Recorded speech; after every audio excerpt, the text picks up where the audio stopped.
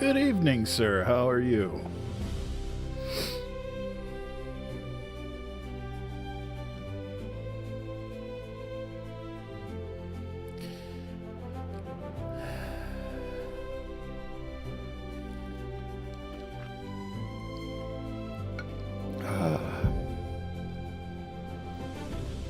Oh, nice. Yes, it is about that time. You know, I'm hoping to be in your neck of the woods. Hopefully, at some point this summer. I'll keep you posted. I'll be down in Vancouver, so I may have to. Yeah, I'll have to make the journey up to Seattle.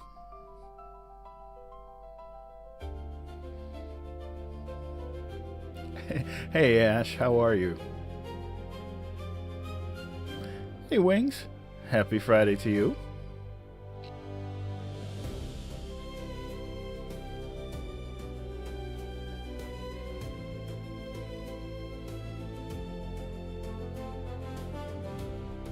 All right, cool.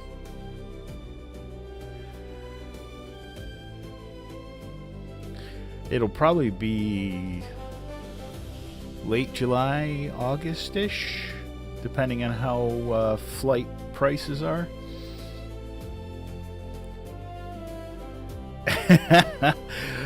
Buford, I was waiting for you. I wasn't going to start until you came.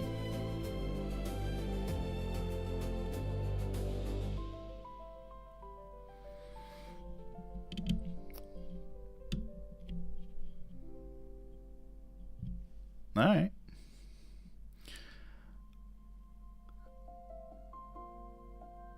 I'm sure we'll figure it out. It'll probably be closer to August, but hey Songbird, how are you? Yeah, Meg's having a baby, so I wanted to get out there to hang out with my best friend and meet the new baby. And she came out to me last year, so it's for my birthday, so I figured I'd go to her this time. Happy Friday indeed. I hope everybody had a good Friday. Mine was all right.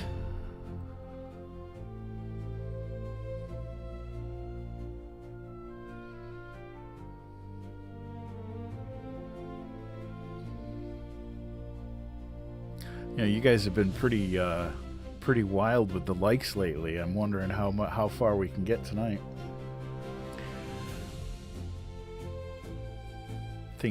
Was it Sunday? You guys got up to yes, Roses and Ruins. This is a live. I'm going to be reading the last bit of The Wonderful Wizard of Oz tonight. Dorothy and her friends have made it back to the Emerald City. And we'll see what happens if they get what they wanted.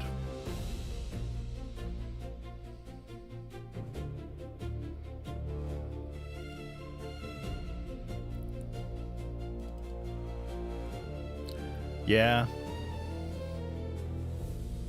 Let's see, Wednesday, let's see, we got 172,000 likes on Sunday, and then 91,000 on Wednesday. You know what's really amazing?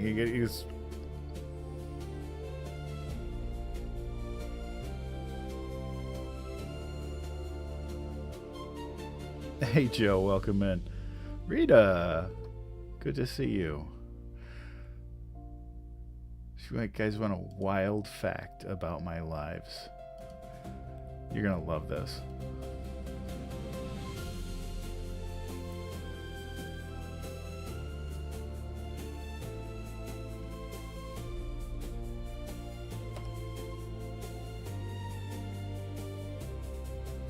So this is wild. So since the first of the year, I've been tracking all of the analytics, I have them all in a spreadsheet.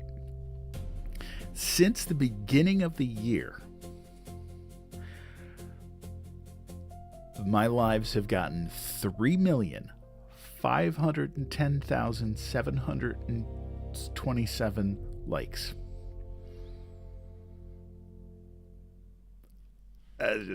I hope TikTok doesn't mess with me tonight. Over 3.5 million likes since January. Now I'm curious.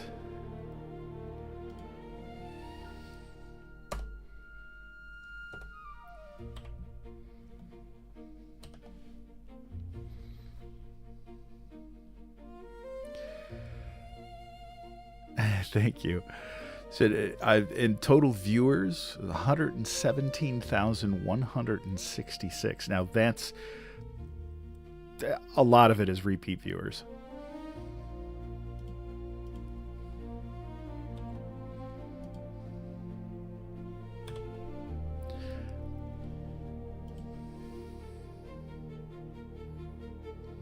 I have been, since January, I've been live for a total of 5,670 minutes. That's just crazy.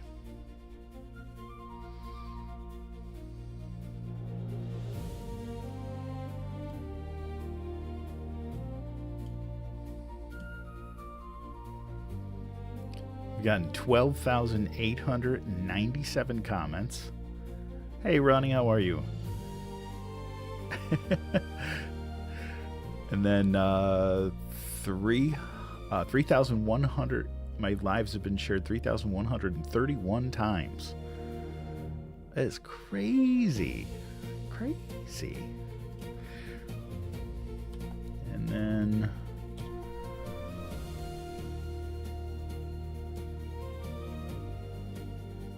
6,000. I've gained 6,874 followers since January.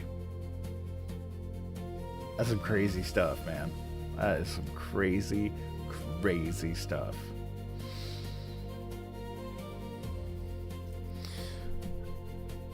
Well, I'm going to give it about 2 more minutes, and then we should be able to get started. Yeah, all the shares and the likes and the comments and all that stuff, that is that helps get the live viewed more times. For whatever reason, TikTok hasn't been distributing my lives the last few times. It's crazy. My views have my average views have kind of dropped, which is weird, but it's, it is what it is. Oh, thank you, Robin Lisa. I appreciate you.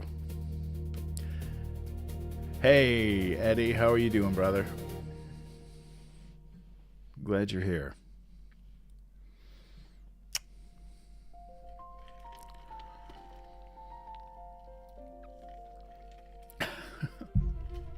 Roses and Ruins, the only thing you need to do is hang out and listen. That's all. That's all if you do that, I will be very happy. And trust me, I don't know what I'm doing either. I just kind of wing it. Let's see. All right. Hey, Casey, how are you? Welcome in.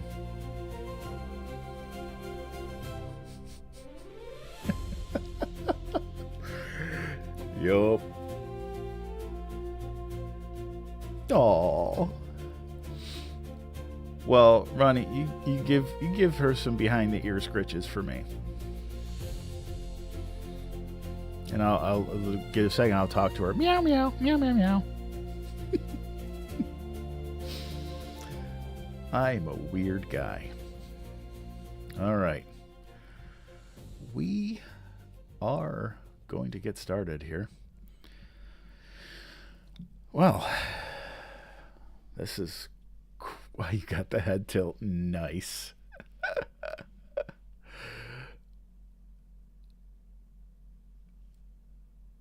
No, you know what? When people say they fall asleep to my lives, that is I take that as the biggest compliment. Because you wouldn't be able to fall asleep to listening to me if I was annoying or something. Cat Mama, my children are 20 and 18. Wish Jack Black. Ouch. I used to get Kevin Smith too.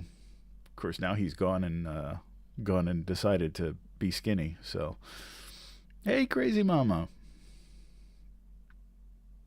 I did get the gifts that you sent, and thank you. I appreciate it. All right, good evening, everyone. Welcome back to Storytime with UndeadPapa.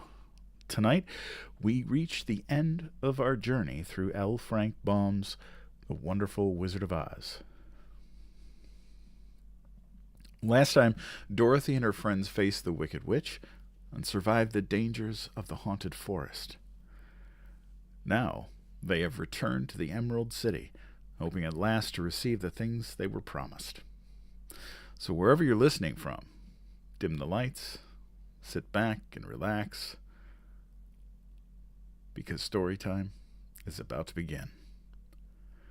This is The Wonderful Wizard of Oz.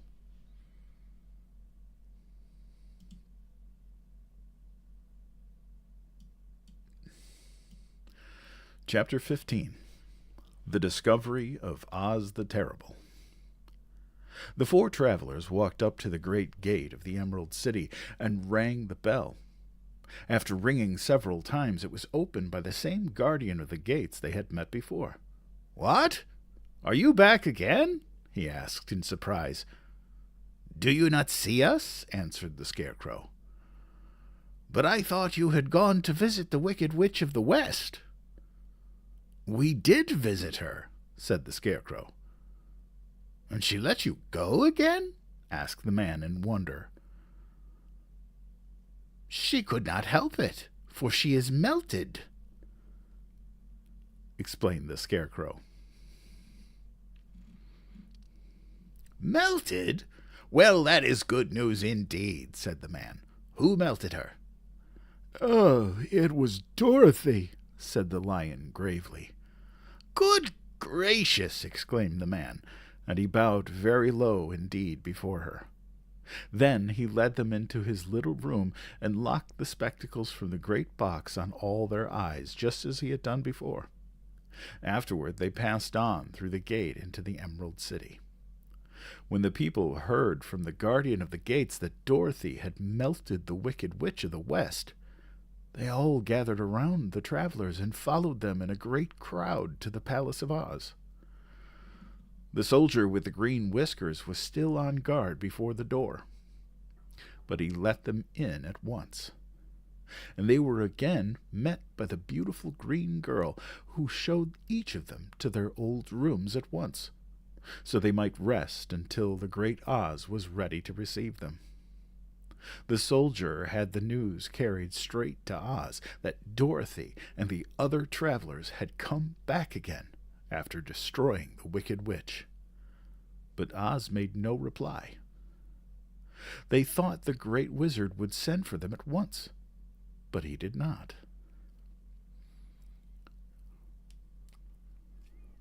They had no word from him the next day, nor the next, nor the next.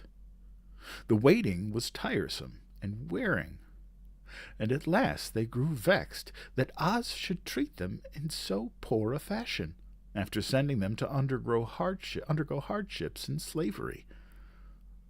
So the Scarecrow at last asked the green girl to take another message to Oz, saying if he did not let them in to see him at once, they would call the winged monkeys to help them, and find out whether he kept his promises or not. When the wizard was given this message, he was so frightened that he sent word for them to come to the throne room at 4 minutes after 9 o'clock the next morning. He had once met the winged monkeys in the land of the West, and he did not wish to meet them again. The four travelers passed a sleepless night, each thinking of the gift Oz had promised to bestow upon them. Dorothy fell asleep only once, and then she dreamed she was in Kansas, where Aunt Em was telling her how glad she was to have her little girl at home again. Promptly at 9 o'clock the next morning, the green-whiskered soldier came to them, and 4 minutes later they all went into the throne room of the great Oz. Of course, each one of them expected to see the wizard in the shape he had taken before, and all were greatly surprised when they looked about and saw no one at all in the room. They kept close to the door and closer to one another, for the stillness of the empty room was more dreadful than any of the forms they had seen Oz take. Presently, they heard a solemn voice that seemed to come from somewhere near the top of the great dome, and it said, "I am Oz, the great and terrible. Why do you seek me?" They looked again in every part of the room, and then, seeing no one, Dorothy asked, "Where are you?" "I am everywhere," answered the voice, "but to the eyes of common mortals I am invisible. I will now seat myself upon my throne that you may converse with me." Indeed, the voice seemed just then to come straight from the throne itself, so they walked toward it, and stood in a row while Dorothy said, "We have come to claim our promise, O Oz." "What promise?" asked Oz. "You promised to send me back to Kansas when the Wicked Witch was destroyed," said the girl. "And you promised to give me brains," said the Scarecrow. "And you promised to give me a heart," said the Tin Woodman. "And you promised to give me courage," said the Cowardly Lion. "Is the Wicked Witch really destroyed?" asked the voice, and Dorothy thought it trembled a little. "Yes," she answered. "I melted her with a bucket of water." "Dear me," said the voice. "How sudden! Well, come to me tomorrow, for I must have time to think it over." "You've had plenty of time already," said the Tin Woodman angrily. "We shan't wait a day longer," said the Scarecrow. "You must keep your promises to us," exclaimed Dorothy. The lion thought it might be as well to frighten the wizard, so he gave a large, loud roar, which was so fierce and dreadful that Toto jumped away from him in alarm, and tipped over the screen that stood in a corner. As it fell with a crash, they looked that way, and the next moment all of them were filled with wonder. For they saw, standing in just the spot the screen had hidden, a little old man, with a bald head and a wrinkled face, who seemed to be as much surprised as they were. The Tin Woodman, raising his axe, rushed toward the little man and cried out, "Who are you?" I'm Oz, the great and terrible," said the little man in a trembling voice. "But don't strike me, please don't. I'll do anything you want me to." Our friends looked at him in surprise and dismay. "I thought Oz was a great head," said Dorothy. "And I thought Oz was a lovely lady," said the Scarecrow. "And I thought Oz was a terrible beast," said the Tin Woodman. "And I thought Oz was a ball of fire," exclaimed the lion. "No, you are all wrong," said the little man meekly. "I have been making believe." "Making believe?" cried Dorothy. "Are you not a great wizard?" "Hush, my dear," he said. "Don't speak so loud or you will be overheard. I should be ruined. I'm supposed to be a great wizard." "And aren't you?" "Not a bit of it, my dear. I'm just a common man." "You're more than that," said the Scarecrow. "You're a humbug."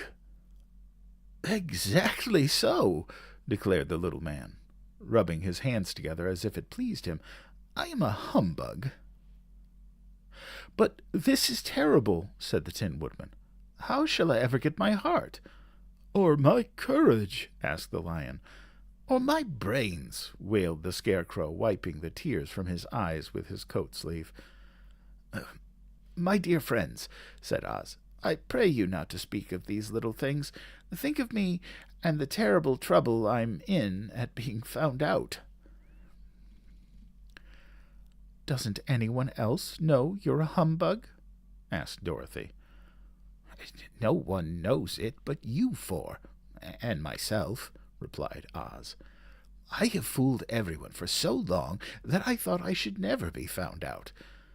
It was a great mistake, my ever letting you into the throne room. Usually I will not see even my subjects, and so they believe I am something terrible." "But I don't understand," said Dorothy in bewilderment. "How was it that you appeared to me as a great head?" "That was one of my tricks," answered Oz. "Step this way, please, and I will tell you all about it." He led the way to a small chamber in the rear of the throne room, and they all followed him. He pointed to the corner in which lay the great head, made out of many thicknesses of paper, and with a carefully painted face. "This I hung from the ceiling by a wire," said Oz.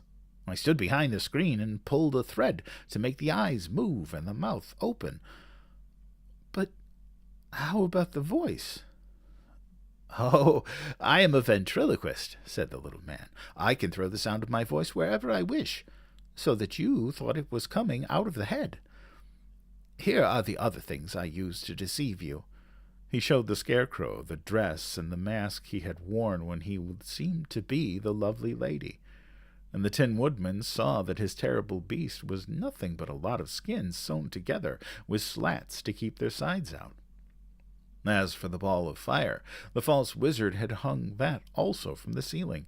It was really a ball of cotton, but when oil was poured upon it, the ball burned fiercely. "Really," said the Scarecrow, "you ought to be ashamed of yourself for being such a humbug."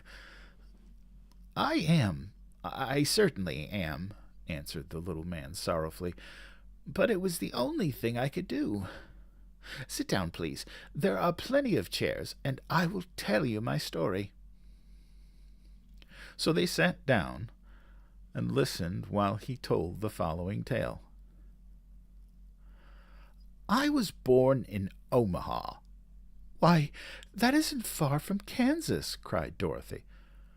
"No, but it's farther from here," he said, shaking his head at her sadly.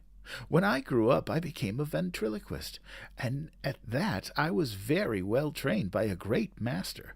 I can imitate any kind of bird or beast." Here he mewed so like a kitten that Toto pricked up his ears and looked everywhere to see where she was. "After a time," continued Oz, "I tired of that and became a balloonist." "What is that?" "A man who goes up in a balloon on circus day, so as to draw a crowd of people together and get them to pay to see the circus," he explained. "Oh," she said, "I know." "Well, one day I went up in a balloon, and the ropes got twisted, so that I couldn't come down again.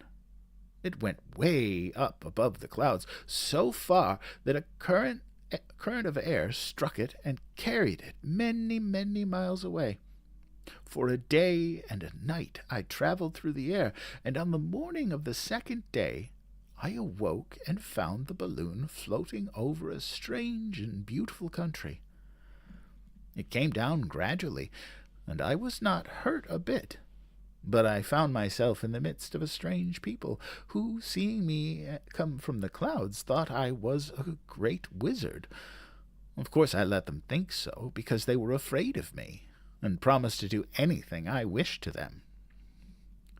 Just to amuse myself and keep the good people busy, I ordered them to build this city and my palace, and they did it all willingly and well. Then I thought, as the country was so green and beautiful, I would call it the Emerald City. And to make the name fit better, I put green spectacles on all the people so that everything they saw was green." "But isn't everything here green?" asked Dorothy. "No more than in any other city," replied Oz. "But when you wear green spectacles, why, of course, everything you see looks green to you. The Emerald City was built a great many years ago, for I was a young man when the balloon brought me here, and I am a very old man now. But my people have worn their green glasses on their eyes so long that most of them think it really is an Emerald City. And it certainly is a beautiful place, abounding in jewels and precious metals and every good thing that is needed to make one happy. I have been good to the people, and they like me, but ever since this palace was built, I have shut myself up and would not see any of them. One of my greatest fears was the witches, for while I had no magical powers at all, I soon found out that the witches were really able to do wonderful things. There were 4 of them in this country, and they ruled the people who live on the north, the south, and east and west. Fortunately, the witches of the north and south were good, and I knew they would do me no harm. But the witches of the east and west were terribly wicked, and had they not thought I was more powerful than themselves, they would surely have destroyed me. As it was, I lived in deadly fear of them for many years, so you can imagine how pleased I was when I heard your house had fallen on the Wicked Witch of the East. When you came to me, I was willing to promise anything if you would only do away with the other witch. But now that you have melted her, I am ashamed to say that I cannot keep my promises." "I think you're a very bad man," said Dorothy.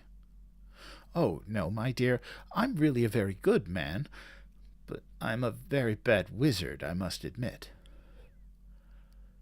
"Can't you give me brains?" asked the Scarecrow. "You don't need them. You are learning something every day. A baby has brains, but it doesn't know much. Experience is the only thing that brings knowledge, and the longer you are on Earth, the more experience you are sure to get." "Well, that may all be true," said the Scarecrow, "but I shall be very unhappy unless you give me brains." The false wizard looked at him carefully. "Well," he said with a sigh, "I'm not much of a magician, as I said, but if you will come to me tomorrow morning, I will stuff your head with brains. I cannot tell you how to use them, however. You must find that out for yourself." "Oh, thank you, cried the Scarecrow. "I'll find a way to use them, never fear." "But how about my courage?" asked the Lion anxiously. "You have plenty of courage, I am sure," answered Oz. "All you need is confidence in yourself. There is no living thing that is not afraid when it faces danger. The true courage is in facing the danger when you are afraid, and that kind of courage you have in plenty." "Perhaps I have, but I'm scared just the same," said the Lion. I shall really be very unhappy unless you give me the sort of courage that makes one forget he is afraid." "Very well. I will give you that sort of courage tomorrow," replied Oz. "How about my heart?" asked the Tin Woodman. "Why, as for that," answered Oz, "I think you are wrong to want a heart. It makes most people unhappy. If you only knew it, you are in luck not to have a heart." "That must be a matter of opinion," said the Tin Woodman. "For my part, I will bear all the unhappiness without a murmur, if you will give me a heart." "Very well," answered Oz meekly. "Come to me tomorrow, and you shall have a heart. I have played wizard for so many years that I may as well continue the part a little longer." "And now," said Dorothy, "how am I to get back to Kansas?" "We shall have to think about that," replied the little man. "Give me 2 or 3 days to consider the matter, and I'll try to find a way to carry you over the desert. In the meantime, you shall all be treated as my guests, and while you live in the palace, my people will wait upon you and obey your slightest wish.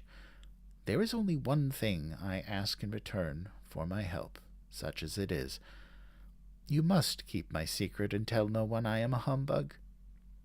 They agreed to say nothing of what they had learned, and went back to their rooms in high spirits. Even Dorothy had hope that the great and terrible humbug, as she called him, would find a way to send her back to Kansas. And if he did, she was willing to forgive him everything. Well, how's everybody doing tonight? Thank you guys for all of these shares and the likes and all of that and all of those wonderful things. The gifts are appreciated.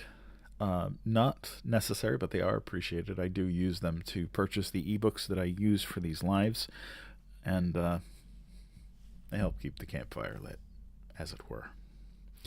I do want to highlight... Yeah, we should bring back the humbug. If you were here for the Phantom Toll booth late last year, one of the characters was the humbug, and he was an actual bug. I would like to highlight the artwork by the talented and gentlemanly DK Art. If you have not, please go to his page and follow him. He's a great guy, one of my good friends on this app. And also, I have shown this every night, but this is his coloring book, All Monsters Have Tails. It is wonderful and a lot of fun. You'll find it in the link in his bio. This is one of the pages that I've colored so far. I'm not finished yet, but it is wonderful. So, thank you, David. I appreciate you, sir. Oh, I put the cat to sleep.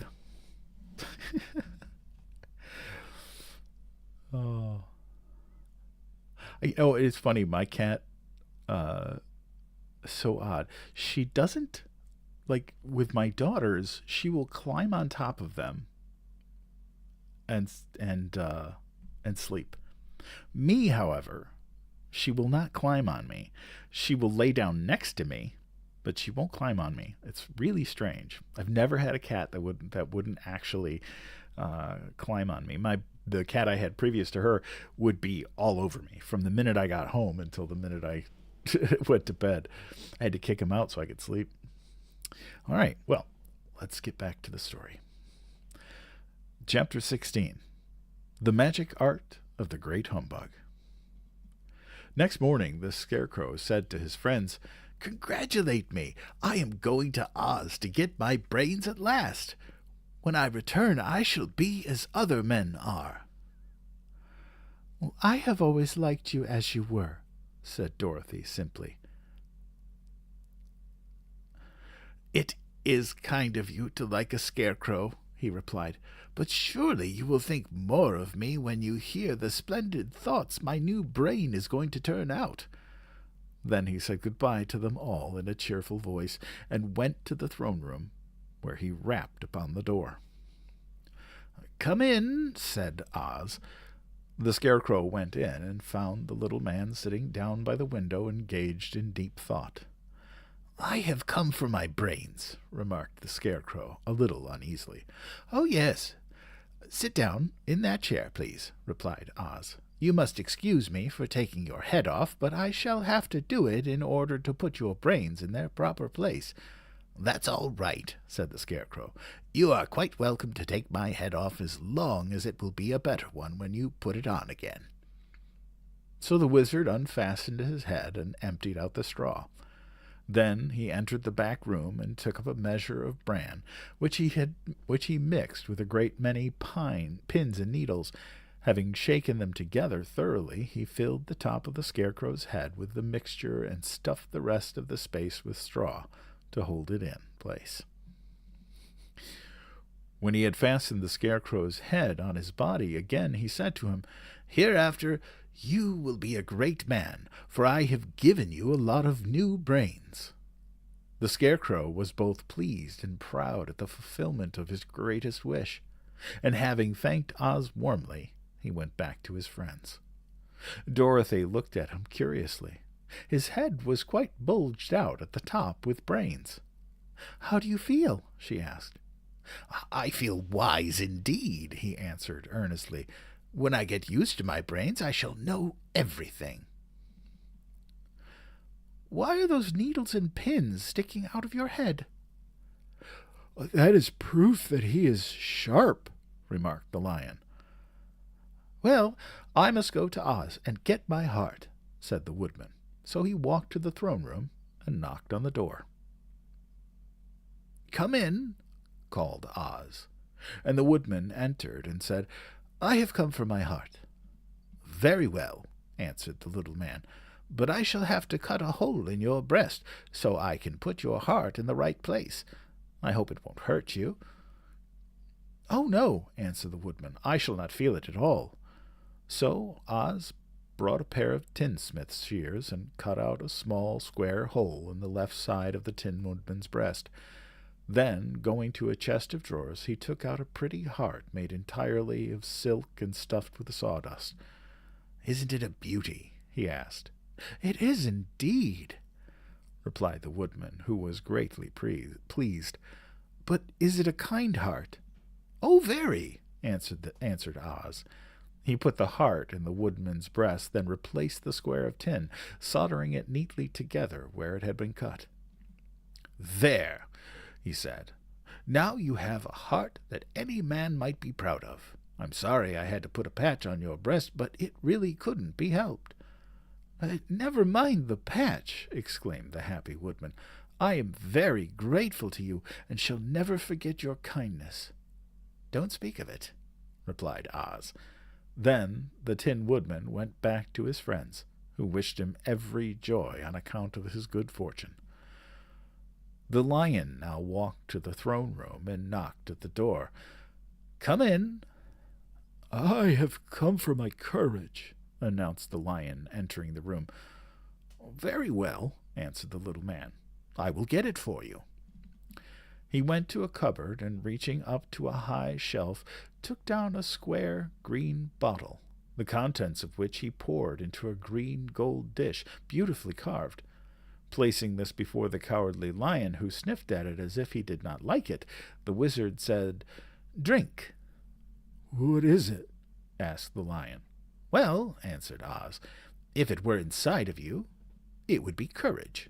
You know, of course, that courage is always inside one, so that this really cannot be called courage until you have swallowed it. Therefore I advise you to drink it as soon as possible." The lion hesitated no longer, but drank till the dish was empty. "How do you feel now?" asked Oz. "Full of courage," replied the lion, who went joyfully back to his friends to tell them of his good fortune. Oz, left to himself, smiled to think of his success in giving the Scarecrow and the Tin Woodman and the lion exactly what they thought they wanted.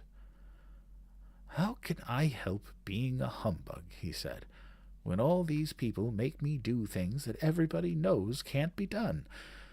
It was easy to make the Scarecrow and the lion and the woodman happy because they imagined I could do anything.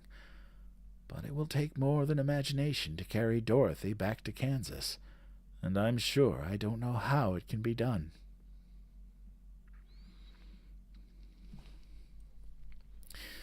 We are just about to start. Yes, Ash, liquid courage.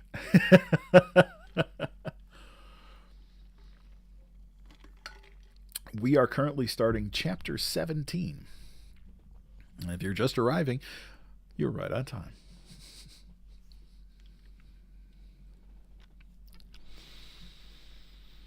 Well, let's see.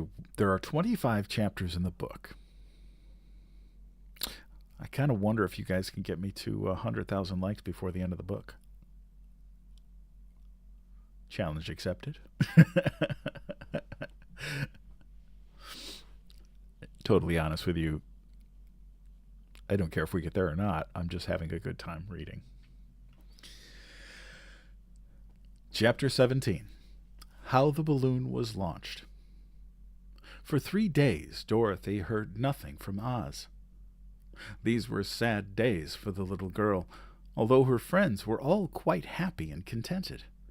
The Scarecrow told them there were wonderful thoughts in his head, but he would not say what they were because he knew no one could understand them but himself.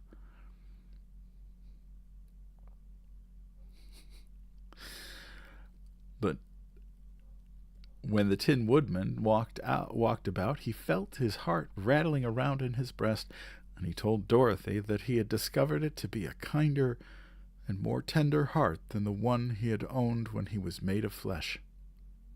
The Lion declared he was afraid of nothing on earth, and would gladly face an army or a dozen of the fierce Kalidas. Thus, each of the little party was satisfied except Dorothy, who longed more than ever to get back to Kansas. On the 4th day, to her great joy, Oz sent for her, and when she entered the throne room, he greeted her pleasantly. "Sit down, my dear. I think I have found the way to get you out of this country." "And back to Kansas?" "Well, I'm not sure about Kansas," said Oz, "for I haven't the faintest notion which way it lies, but the first thing to do is cross the desert, and then it should be easy to find our way home." "How can I cross the desert?" "Well, I'll tell you what I think," said the little man. "You see, when I came to this country, it was in a balloon. You also came through the air, being carried by a cyclone. So I believe the best way to get across the desert will be through the air. Now, it is quite beyond my powers to make a cyclone, but I've been thinking the matter over, and I believe I can make a balloon." "How?" asked Dorothy. "A balloon," said Oz, "is made of silk, which is coated with glue to keep the gas in it. I have plenty of silk in the palace, so it will be no trouble to make the balloon. But in all this country there is no gas to fill the balloon with to make it float." "If it won't float," remarked Dorothy, "it will be of no use to us." "True," answered Oz, "but there is another way to make it float, which is to fill it with hot air. Hot air isn't as good as gas, for if the air should get cold, the balloon would come down in the desert, and we should be lost." "We?" exclaimed the girl. "Are you going with me?" "Yes, of course," replied Oz. "I am tired of being such a humbug. If I should go out of this palace, my people will soon discover I am not a wizard, and then they would be vexed with me for having deceived them. So I have to stay shut up in these rooms all day, and it gets tiresome. I'd much rather go back to Kansas with you and be in a circus again." "I shall be glad to have your company," said Dorothy. "Thank you," he answered. "Now, if you will help me sew the silk together, we will begin the work on our balloon." So Dorothy took a needle and thread, and as fast as Oz cut the strips of silk into proper shape, the girl sewed them together neatly.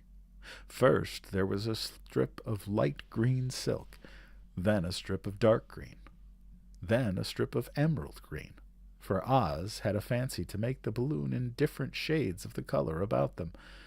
It took 3 days to sew all the strips together, but when it was finished, they had a big bag of green silk, more than 20 feet long. Then Oz painted it on the inside with a coat of thin glue to make it airtight. After which he announced that the balloon was ready. "But we must make a basket to ride in," he said. So he sent the soldier with the green whiskers for a big clothes basket. which he fastened with many ropes to the bottom of the balloon. When it was all ready, Oz sent word to his people that he was going to make a visit to a great brother wizard who lived in the clouds. The news spread rapidly throughout the city, and everyone came to see the wonderful sight. Oz ordered the balloon carried out in front of the palace, and the people gazed upon it with much curiosity. The Tin Woodman had chopped a big pile of wood, and now he made a fire of it, and Oz held the bottom of the balloon over the fire so that the hot air that arose from it would be caught in the silken bag. Gradually the balloon swelled out and rose into the air, until finally the basket just touched the ground. Then Oz got into the basket and said to all the people, "I am going away to make a visit. While I am gone, the Scarecrow will rule over you. I command you to obey him as you would me." The balloon was by this time tugging hard at the rope that held it to the ground, for the air within it was hot, and this made it much lighter in weight than the air without it, the air without that pulled hard to rise into the sky. "Come, Dorothy," cried the wizard. "Hurry up, or the balloon will fly away." "I can't find Toto anywhere," replied Dorothy, who did not wish to leave her little dog behind. Toto had run into the crowd to bark at a kitten, and Dorothy at last found him. She picked him up and ran towards the balloon. She was within a few steps of it, and Oz was holding out his hands to help her into the basket, when crack went the ropes, and the balloon rose into the air without her. "Come back!" she screamed. "I want to go, too." "I can't come back, my dear," called Oz from the basket. "Goodbye!" "Goodbye!" shouted everyone, and all eyes were turned upward to where the wizard was riding in the basket, rising every moment farther and farther into the sky. And that was the last any of them ever saw of Oz the Wonderful Wizard, though he may have reached Omaha safely and be there now, for all we know. But the people remembered him lovingly, and said to one another, "Oz was always our friend. When he was here, he built for us this beautiful Emerald City, and now he is gone, he has left the wise Scarecrow to rule over us." Still, for many days they grieved over the loss of the wonderful wizard, and would not be comforted.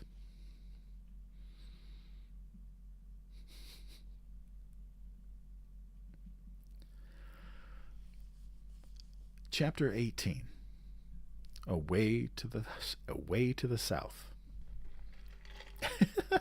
You guys are awesome.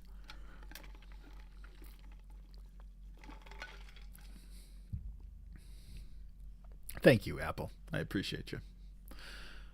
Dorothy wept bitterly at the passing of her hope to get home to Kansas again. But when she thought it all over, she was glad she had not gone up in the balloon. She also felt sorry at losing Oz, and so did her companions. The Tin Woodman came to her and said, "Truly, I should be ungrateful if I failed to mourn for the man who gave me my lovely heart. I should like to cry a little because Oz is gone, if you would kindly wipe away my tears so that I shall not rust." "With pleasure," she answered, and brought a towel at once. Then the Tin Woodman wept for several minutes, and she watched the tears carefully and wiped them away with the towel. When he had finished, he thanked her kindly and oiled himself thoroughly with his jeweled oil can to guard against mishap. The Scarecrow was now the ruler of the Emerald City, and although he was not a wizard, the people were proud of him. "For," they said, "there is not another city in all the world that is ruled by a stuffed man." And so far as they knew, they were quite right. The morning after the balloon had gone up with Oz, the four travelers met in the throne room and talked matters over. The Scarecrow sat on the big throne, and the others stood respectfully before him. "We are not so unlucky," said the new ruler, "for this palace and the Emerald City belong to us, and we can do just as we please. When I remember that a short time ago I was up on a pole in a farmer's cornfield, and that now I am the ruler of this beautiful city, I am quite satisfied with my lot."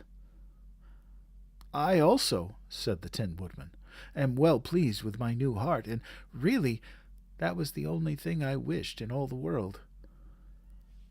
"For my part, I'm content in knowing that I'm as brave as any beast that ever lived, if not braver," said the lion modestly. "If Dorothy would only be contented to live in the Emerald City," continued the Scarecrow, "we might all be happy together." "But I don't want to live here," cried Dorothy. "I want to go to Kansas and live with Aunt Em and Uncle Henry." "Well, then what can be done?" inquired the Woodman. The Scarecrow decided to think, and he thought so hard that the pins and needles began to stick out of his brains. Finally he said, "Why not call the winged monkeys and ask them to carry you over the desert?" "I never thought of that," said Dorothy joyfully. "It's just the thing. I'll go at once for the golden cap." When she brought it into the throne room, she spoke the magic words, and soon the band of winged monkeys flew in through the open window and stood beside her.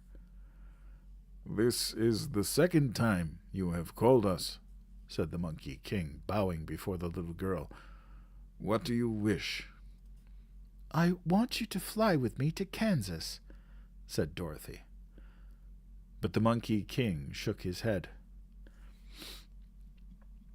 "It cannot be done," he said.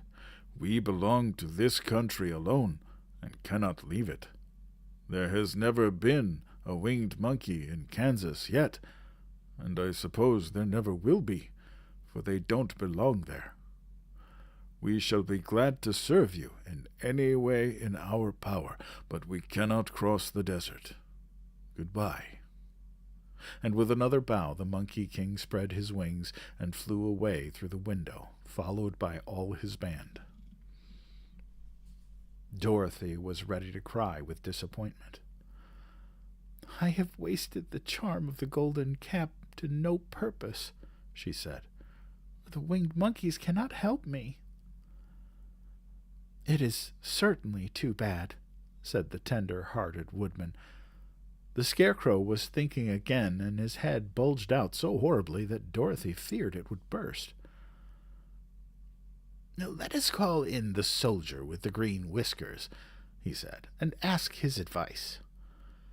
So the soldier was summoned, and entered the throne room timidly, for while Oz was alive he never was allowed to come farther than the door. "This little girl," said the Scarecrow to the soldier, "wishes to cross the desert. How can she do so?" "I cannot tell," answered the soldier, "for nobody has ever crossed the desert unless it is Oz himself." "Is there no one who can help me?" asked Dorothy earnestly. "Glinda might." "Who is Glinda?" inquired the Scarecrow. "The Witch of the South. She is the most powerful of all the witches, and rules over the Quadlings. Besides, her castle stands on the edge of the desert, so she may know a way to cross it." "Glinda is a good witch, isn't she?" asked the child. "The Quadlings think she is good," said the soldier, "and she is kind to everyone. I have heard that Glinda is a beautiful woman who knows how to keep young in spite of the many years she has lived." "How can I get to her castle?" asked Dorothy. "The road is straight to the south," he answered. "But it is said to be full of dangers to travelers. There are wild beasts in the woods, and a race of queer men who do not like strangers to cross their country, For this reason, none of the quadlings ever come to the Emerald City." The soldier left them, and the Scarecrow said, "It seems, in spite of the dangers, that the best thing Dorothy can do is travel to the land of the South and ask Glinda to help her. For, of course, if Dorothy stays here, she will never get back to Kansas." "You must have been thinking again," remarked the Tin Woodman. "I have," said the Scarecrow. "I shall go with Dorothy," declared the Lion, "for I am tired of your city and long for the woods and the country again. I am really a wild beast, you know. Besides, Dorothy will need someone to protect her." "That is true," agreed the Woodman. "My axe may be of service to her, so I will go with her to the land of the South." "When shall we start?" asked the Scarecrow. "Are you going?" they asked in surprise. "Well, certainly. If it wasn't for Dorothy, I should never have had brains. She lifted me from the pole in the cornfield and brought me to the Emerald City. So my good luck is all due to her, and I shall never leave her until she starts back to Kansas for good and all." "Thank you," said Dorothy gratefully. "You are all very kind to me, but I should like to start as soon as possible." "We shall go tomorrow morning," returned the Scarecrow. "So now let us all get ready, for it will be a long journey."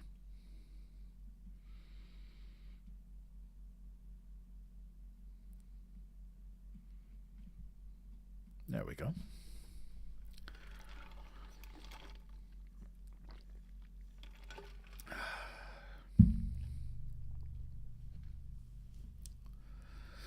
Alrighty then. Chapter 19. Attacked by the Fighting Trees. The next morning, Dorothy kissed the pretty green girl goodbye, and they all shook hands with the soldier with the green whiskers, who had walked with them as far as the gate. When the guardian of the gate saw them again, he wondered greatly that they could leave the beautiful city to get into new trouble. But he at once unlocked their spectacles, which he put back into the green box, and gave them many good wishes to carry with them. "You are now our ruler," he said to the Scarecrow, "so you must come back to us as soon as possible." "I certainly shall, if I am able," the Scarecrow replied. "But I must help Dorothy to get home first." As Dorothy bade the good-natured guardian a last farewell, she said, "I have been very kindly treated in your lovely city, and everyone has been good to me. I cannot tell you how grateful I am." "Don't try, my dear," he answered. "We should like to keep you with us, but if it is your wish to return to Kansas, I hope you will find a way." He then opened the gate of the outer wall, and they walked forth and started upon their journey. The sun shone brightly as our friends turned their faces toward the land of the South. They were all in the best of spirits, and laughed and chatted together. Dorothy was once more filled with the hope of getting home, and the Scarecrow and the Tin Woodman were glad to be of use to her. As for the Lion, he sniffed the fresh air with delight, and whisked his tail from side to side in pure joy at being in the country again, while Toto ran around them and chased the moths and butterflies, barking merrily all the time. "City life does not agree with me at all," remarked the Lion, as they walked along at a brisk pace. "I have lost much flesh since then. I lived there, and now I'm anxious for a chance to show the other beasts how courageous I have grown." They now turned and took a last look at the Emerald City. All they could see was a mass of towers and steeples behind the green walls, and high up above everything the spires and dome of the Palace of Oz. "Oz was not such a bad wizard, after all," said the Tin Woodman, as he felt his heart rattling around in his breast. "He knew how to give me brains, and very good brains, too," said the Scarecrow. "If Oz had taken a dose of the same courage he gave me, added the lion. "He would have been a brave man." Dorothy said nothing.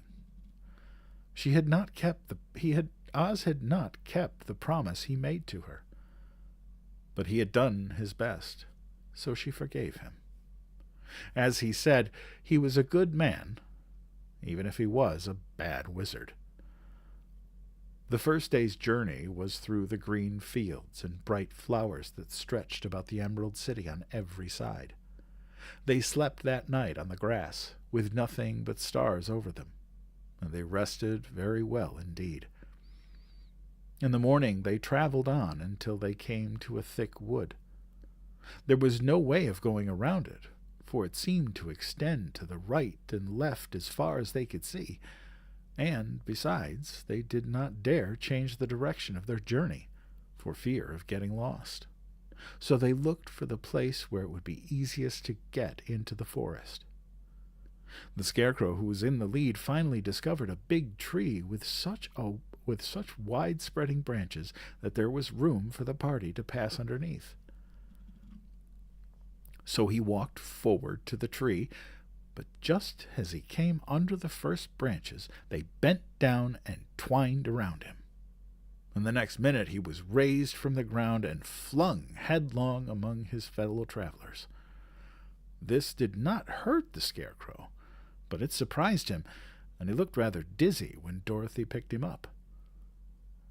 "Here is another space between the trees," called the lion. "Let me try first," said the Scarecrow, "for it doesn't hurt me to get thrown about." He walked up to another tree. As he spoke, but its branches immediately seized him and tossed him back again.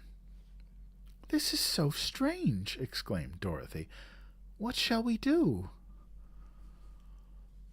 "The trees seem to have made up their minds to fight us and stop our journey," remarked the lion.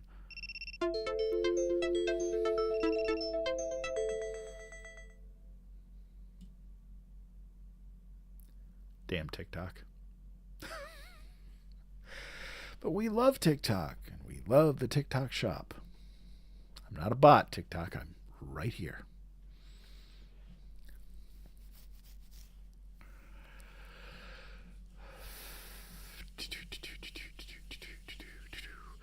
"I believe I will try it myself," said the woodman, and shouldering his axe, he marched up to the first tree that had handled the Scarecrow so roughly. When a big branch bent down to seize him, the woodman chopped at it so fiercely he cut it in two. At once the tree began shaking, all its branches as if in pain, and the Tin Woodman passed safely under it. "Come on," he shouted to the others. "Be quick." They all ran forward and passed under the tree without injury, except Toto, who was caught by a small branch and shaken until he howled. But the woodman promptly chopped off the branch and set the little dog free.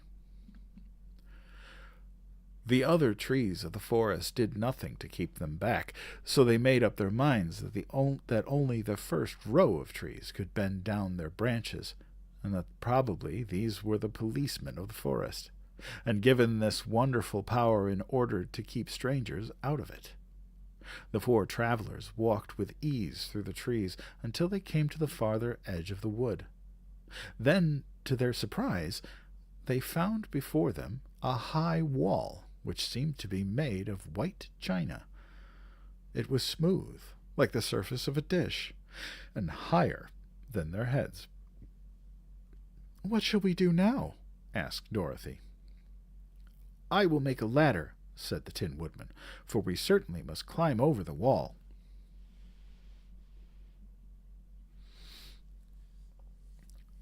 Chapter 20. The Dainty China Country. While the woodman was making a ladder from wood which he found in the forest, Dorothy lay down and slept, for she was tired by the long walk. The lion also curled himself up to sleep, and Toto lay beside him. The Scarecrow watched the woodman while he worked and said to him, "I cannot think why this wall is here, nor what it is made of." "Rest your brains, and do not worry about the wall," replied the woodman. "When we have climbed over it, we shall know what is on the other side." After a time the ladder was finished and looked clumsy, but the Tin Woodman was sure it was strong and would answer their purpose. The Scarecrow waked Dorothy and the Lion and Toto. Scarecrow and told them that the ladder was ready. The Scarecrow climbed up the ladder first, but he was so awkward that Dorothy had to follow close behind to keep him from falling off. When he got his head over the top of the wall, the Scarecrow said, "Oh, my!" "Go on!" exclaimed Dorothy. So the Scarecrow climbed farther up and sat down on the top of the wall, and Dorothy put her head over and cried, "Oh, my!" just as the Scarecrow had done. Then Toto came up and immediately began to bark, but Dorothy made him be still. The Lion climbed the ladder next, and the Tin Woodman came last. But both of them cried, "Oh, my!" as soon as they looked over the wall. When they were all sitting in a row at the top of the wall, they looked down and saw a strange sight. Before them was a great stretch of country, having a floor as smooth and shining and white as the bottom of a big platter. Scattered around were many houses made entirely of china and painted in the brightest colors. These houses were quite small, the biggest of them reaching only as high as Dorothy's waist. There were also pretty little barns with china fences around them, and many cows and sheep and horses and chickens, all made of china, were standing about in groups. But the strangest of all were the people who lived in this queer country. There were milkmaids and sheep herders, the bright-colored bodices and golden spots all over their gowns, and princesses with the most gorgeous frocks of silver and gold and purple, and shepherds dressed in knee breeches with pink and yellow and blue stripes down them, and golden buckles on their shoes, and princes with jeweled crowns upon their heads, wearing ermine robes and satin doublets, and funny clowns in ruffled gowns with red spots upon their cheeks and tall, pointed caps. And strangest of all, these people were all made of china, even their clothes, and were so small that the tallest of them was no higher than Dorothy's knee. No one did so much as look at the travelers at first, except one little purple china dog with an extra-large head, which came to the wall and barked at them in a tiny voice, afterwards running away again. "How shall we get down?" asked Dorothy. They found the ladder so heavy they could not pull it up, so the Scarecrow fell off the wall, and the others jumped down upon him so that the hard floor would not hurt their feet. Of course, they took pains not to light on his head and get the pins in their feet. When all were safely down, they picked up the Scarecrow, whose body was quite flattened out, and patted his straw into shape again. "We must cross this strange place in order to get to the other side," said Dorothy, "for it would be unwise for us to go any other way except due south." They began walking through the country of the China people, and the first thing they came to was a China milkmaid milking a China cow. As they drew near, the cow suddenly gave a kick and kicked over the stool. The pail and even the milkmaid herself all fell on the china ground with great clatter. Dorothy was shocked to see the cow had broken her leg off, and that the pail was lying in several small pieces, while the poor milkmaid had a nick in her left elbow. "There!" cried the milkmaid angrily. "See what you have done! My cow has broken her leg, and I must take her to the mender's shop and have it glued on again. What do you mean by coming here and frightening my cow?" "I'm very sorry," returned Dorothy.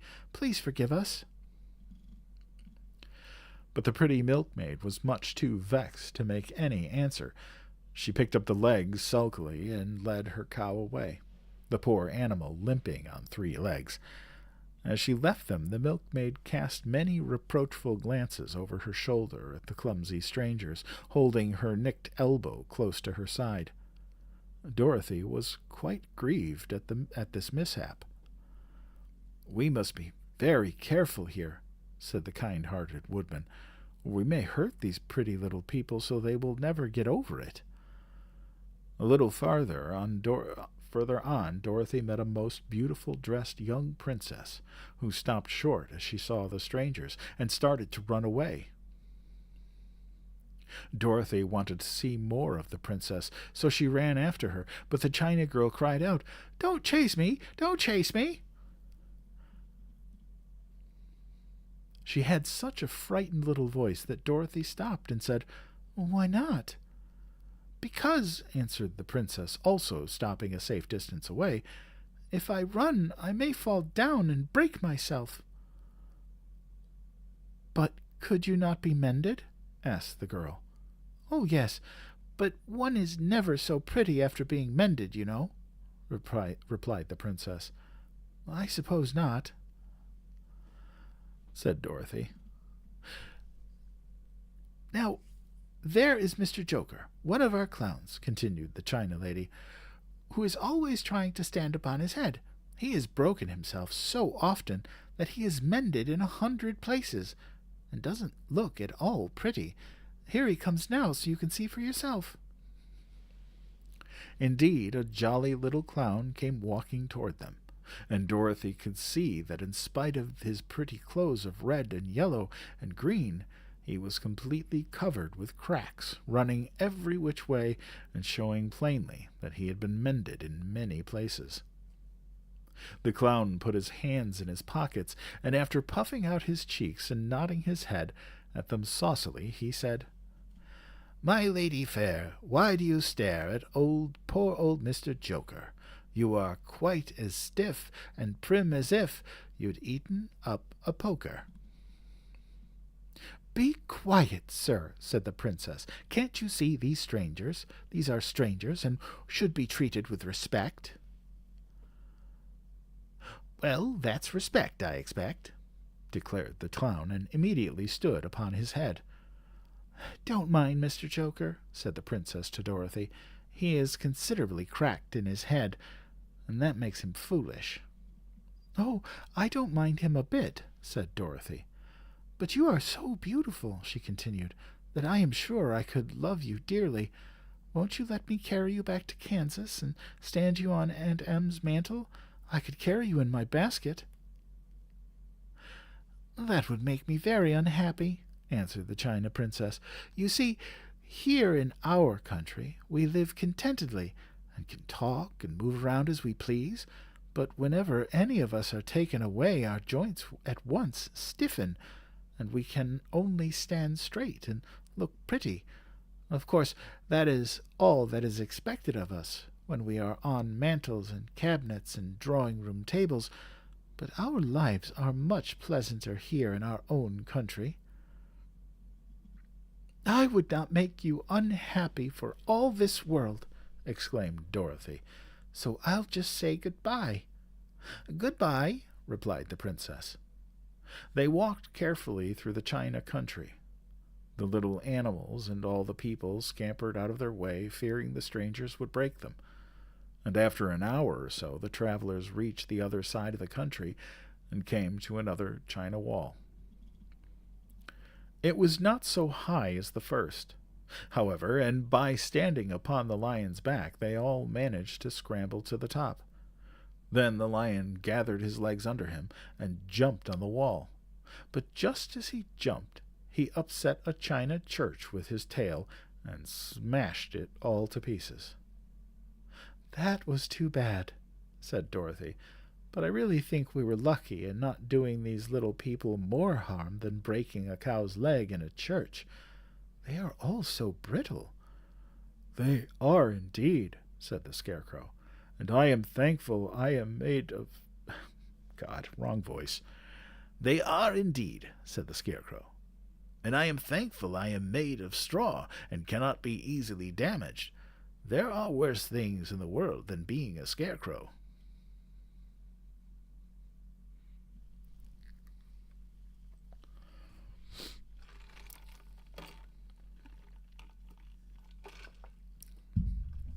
Well, there are 4 chapters left.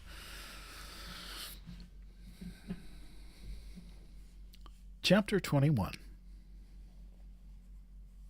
After climbing down from the China Wall, the travelers found themselves in a disagreeable country, full of bogs and marshes and covered with tall, rank grass.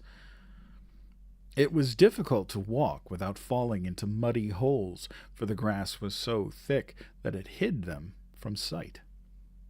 However, by carefully picking their way, they got safely along until they reached solid ground.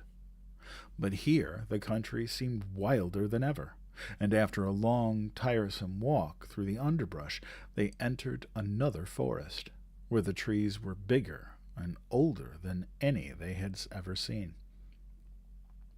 "This forest is perfectly delightful," declared the lion, looking around him with joy. "Never have I seen a more beautiful place." "It seems gloomy," said the scarecrow. "Not a bit of it," answered the lion. "I should like to live here all my life. See how soft the dry leaves are under your feet, and how rich and green the moss is that clings to these old trees. Surely no wild beast could wish a pleasanter home." "Perhaps there are wild beasts in the forest now," said Dorothy. "I suppose there are," returned the lion, "but I do not see any of them about." They walked through the forest until it became too dark to go any further. Dorothy and Toto and the lion lay down to sleep, while the woodman and the scarecrow kept watch over them as usual. When the morning came, they started again. Before they had gone very far, they heard a low rumble, as of the growling of many wild beasts. Toto whimpered a little, but none of the others were frightened, and they kept along the well-trodden path until they came to an opening in the wood, in which were gathered hundreds of beasts of every variety. There were tigers and elephants and bears and wolves and foxes and all the others in the natural history, and for a moment Dorothy was afraid. But the lion explained that the animals were holding a meeting, and he judged by their snarling and growling that they were in great trouble. As he spoke, several of the beasts caught sight of him, and at once the great assemblage hushed as if by magic. The biggest of the tigers came up to the lion and bowed, saying, "Welcome, O King of Beasts. You have come in good time to fight our enemy and bring peace to all animals of the forest once more." "What is your trouble?" asked the lion quietly.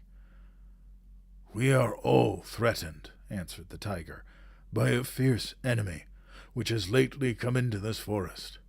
It is a most tremendous monster, like a great spider, with a body as big as an elephant and legs as long as a tree trunk.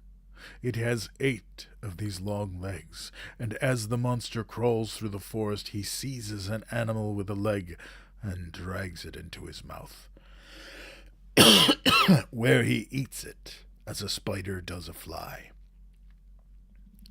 Not one of us is safe while this fierce creature is alive, and we had called a meeting to decide how to take care of ourselves when you came among us." The lion thought for a moment. "Are there any other lions in this forest?" he asked. "No, there were some, but the monster has eaten them all. And besides, they were none of them nearly so large and brave as you." "If I put an end to your enemy, will you bow down to me and obey me as king of the forest?" inquired the lion. "We will do that gladly," returned the tiger. And all the other beasts roared with a mighty roar. "We will!" "Where is this great spider of yours?" asked the lion. "Yonder, among the trees," said the tiger, pointing with his forefoot. "Take good care of these friends of mine," said the lion, "and I will go at once to fight the monster." He bade his comrades goodbye and marched proudly away to do battle with the enemy. The great spider was lying asleep when the lion found him, and it looked so ugly that its foe turned up his nose in disgust. Its legs were quite as long as the tiger had said, and its body covered with coarse black hair. It had a great mouth with a row of sharp teeth a foot long, but its head was joined to the pudgy body by a neck as slender as a wasp's waist. This gave the lion a hint of the best way to attack the creature, and as he knew it was easier to fight it asleep than awake, he gave a great spring and landed directly upon the monster's back. And then, with one blow of his heavy paw, all armed with sharp claws, he knocked the spider's head from its body. Jumping down, he watched it until the long legs stopped wiggling, when he knew it was quite dead. The lion went back to the opening where the beasts of the forest were waiting for him and said proudly, "You need fear your enemy no longer." Then the king of the beasts bowed down to the lion as their king, and he promised to come back and rule over them as soon as Dorothy was safely on her way to Kansas.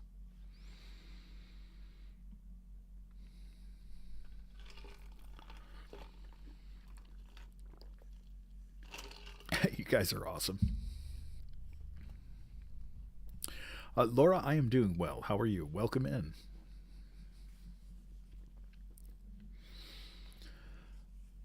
Chapter 22. The Country of the Quadlings.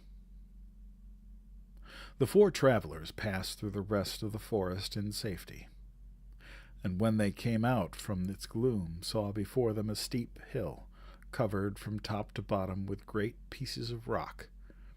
"That will be a hard climb," said the Scarecrow, "but we must get over the hill nevertheless." So he led the way, and the others followed. They had nearly reached the first rock when they heard a rough voice cry out, "Keep back!" "Who are you?" asked the Scarecrow. Then a head showed itself over the rock, and the same voice said, "This hill belongs to us, and we don't allow anyone to cross it." "But we must cross it," said the Scarecrow. "We're going to the country of the Quadlings." "But you shall not," replied the voice, and there stepped from behind the rock the strangest man the travelers had ever seen. He was quite short and stout, and had a big head which was flat at the top and supported by a thick neck full of wrinkles. But he had no arms at all, and seeing this, the Scarecrow did not fear that so helpless a creature could prevent them from climbing the hill. So he said, "I'm sorry not to do as you wish, but we must pass over your hill whether you like it or not." And he walked boldly forward. As quick as lightning, the man's head shot forward, and his neck stretched out until the top of his head, where it was flat, struck the Scarecrow in the middle and sent him tumbling over and over down the hill. Almost as quickly it came to the head as it came, the head went back to the body, and the man laughed harshly as he said, "It isn't as easy as you think."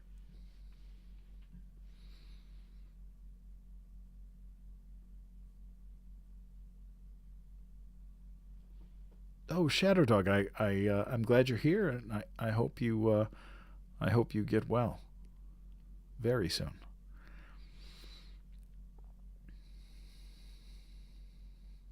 A chorus of boisterous laughter came from the other rocks, and Dorothy saw hundreds of the armless hammerheads upon the hillside, one behind every rock. The lion became quite angry at the laughter caused by the Scarecrow's mishap, and giving a loud roar that echoed like thunder, he dashed up the hill. Again a head shot swiftly out, and the great lion went rolling down the hill as if he had been struck by a cannonball. Dorothy ran down and helped the Scarecrow to his feet, and the lion came up to her, feeling rather bruised and sore, and said, "It is useless to fight people with shooting heads. No one can withstand them." "What can we do, then?" "Call the winged monkeys," suggested the Tin Woodman. "You still have the right to command them once more." "Very well," she answered, and putting on the golden cap, she uttered the magic words. The monkeys were as prompt as ever, and in a few moments the entire band stood before her. "What are your commands?" inquired the king of the monkeys, bowing low. "Carry us over the hill to the country of the Quadlings," answered the girl. "It shall be done," said the king. And at once the winged monkeys caught the four travelers and Toto up in their arms and flew away with them. As they passed over the hill, the hammerheads yelled with vexation and shot their heads high in the air, but they could not reach the winged monkeys, which carried Dorothy and her comrades safely over the hill and set them down in the beautiful country of the Quadlings. "This is the last time you can summon us," said the leader to Dorothy. "So goodbye, and good luck to you." "Goodbye, and thank you very much," returned the girl, and the monkeys rose into the air and were out of sight in a twinkling. The country of the Quadlings seemed rich and happy. There was field upon field of ripening grain, with well-paved roads running between them, and pretty rippling brooks with strong bridges across them. The fences and houses and bridges were all painted bright red, just as they had been painted yellow in the country of the Winkies and blue in the country of the Munchkins. The Quadlings themselves, who were short and fat and looked chubby and good-natured, were dressed all in red, which showed bright against the green grass and the yellowing grain. The monkeys had set them down near a farmhouse, and the four travelers walked up to it and knocked at the door.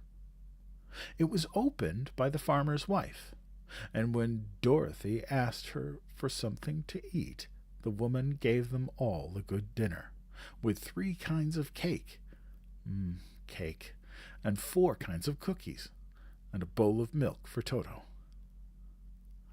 "How far is it to the castle of Glinda?" asked the child. "It's not a great way," answered the farmer's wife. "Take the road to the south, and you will soon reach it." Thanking the good woman, they started afresh, and walked by the fields and country, and across the pretty bridges until they came before them a very beautiful castle. Excuse me, holy cow. Before the gates were 3 young girls, dressed in handsome red uniforms trimmed with gold braid, and as Dorothy approached, one of them said to her, "Why have you come to the South Country?" "To see the good witch who rules here," she answered. "Will you take me to her?" "Let me have your name, and I will ask Glinda if she will receive you." They told who they were, and the girl soldier went into the castle. After a few moments she came back to say that Dorothy and the others were to be admitted at once. You guys are awesome. I appreciate you all so much. I'm not dancing yet.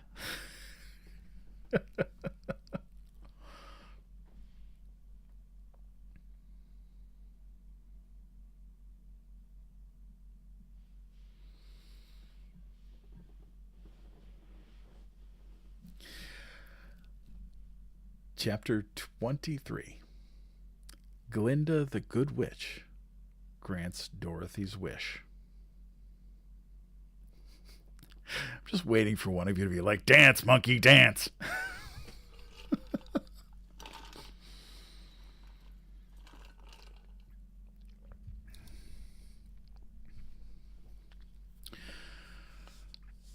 Before they went to see Glinda, however, they were taken to a room of the castle where Dorothy washed her face and combed her hair, and the lion shook the dust out of his mane, and the Scarecrow patted himself into his best shape, and the Woodman polished his tin and oiled his joints. Jim Jams. Oh, that is going to be the community inside joke forever. I'm happy you found us too, Shadow Dog. When they were all quite presentable, they followed the soldier girl into a big room where the witch Glinda sat upon a throne of rubies.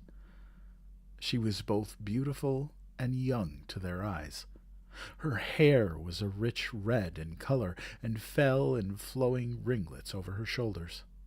Her dress was pure white, but her eyes were blue, and they looked kindly upon the girl. "What can I do for you, my child?" she asked. Dorothy told the witch all her story, how the cyclone had brought her to the land of Oz, how she had found her companions, and of the wonderful adventures they had met with. "My greatest wish now," she added, "is to get back to Kansas, for Aunt Em will surely think something dreadful has happened to me, and that will make her put on mourning, and unless the crops are better this year than they were last, I am sure Uncle Henry cannot afford it." Glinda leaned forward and kissed the sweet upturned face of the loving little girl. "Bless your dear heart," she said. "I am sure I can tell you of a way to get back to Kansas." Then she added, "But if I do, you must give me the golden cap." "Willingly!" exclaimed Dorothy. "Indeed, it is of no use to me now, and when you have it, you can command the winged monkeys 3 times." "And I think I shall need their service just those 3 times," answered Glinda, smiling. Dorothy then gave her the golden cap, and the witch said to the Scarecrow, "What will you do when Dorothy has left?" "I will return to the Emerald City," he replied, "for Oz has made me its ruler, and the people like me. The only thing that worries me is how to cross the hill of the Hammerheads." "By means of the golden cap, I shall command the winged monkeys to carry you to the gates of the Emerald City," said Glinda, "for it would be a shame to deprive the people of so wonderful a ruler." "Am I really wonderful?" asked the Scarecrow. "You are unusual," replied Glinda. Turning to the Tin Woodman, she asked, "What will become of you when Dorothy leaves this country?" He leaned on his axe and thought a moment. Then he said, "The Winkies were very kind to me, and wanted me to rule over them after the wicked witch died. I am fond of the Winkies, and if I could get back again to the country of the Winkies, I should like nothing better than to rule over them forever." "My second command to the winged monkeys," said Glinda, "will be that they carry you safely to the land of the Winkies. Your brain may not be so large to look at as of those of the Scarecrow, but you are really brighter than he is when you are well polished, and I am sure you will rule the Winkies wisely and well." Then the witch looked at the big, shaggy lion and asked, "When Dorothy has returned to her own home, what will become of you?" "Over the hill of the Hammerheads," he answered, "lies a grand old forest. and all the beasts that live there have made me their king. If I could only get back to this forest, I would pass my life very happily there." "My third command to the winged monkeys," said Glinda, "shall be to carry you to your forest. Then, having used up the powers of the golden cap, I shall give it to the king of the monkeys, that he and his band may thereafter be free for evermore." The Scarecrow and the Tin Woodman and the Lion now thanked the good witch earnestly for her kindness, and Dorothy exclaimed, "You are certainly as good as you are beautiful, but you have not told me yet how to get back to Kansas." "Your silver shoes will carry you over the desert," replied Glinda. "If you had known their power, you could have gone back to your Aunt Em the very first day you came to this country." "But then I should not have had my wonderful brains," cried the Scarecrow. "I might have passed my whole life in the farmer's field." "And I should not have had my lovely heart," said the Tin Woodman. "I might have stood and rusted in the forest till the end of the world."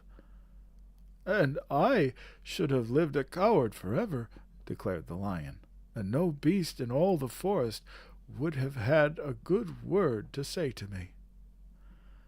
"This is all true," said Dorothy, "and I am glad I was of use to these good friends.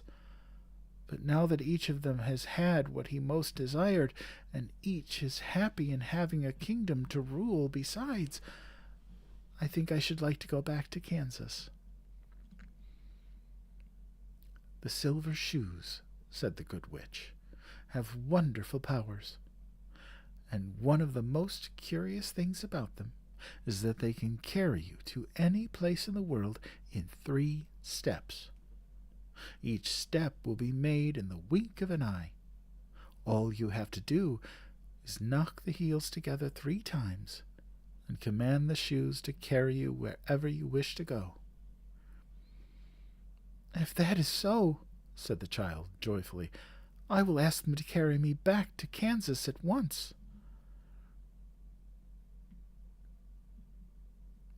She threw her arms around the lion's neck and kissed him, patting his big head tenderly. Then she kissed the Tin Woodman, who was weeping in a way most dangerous to his joints.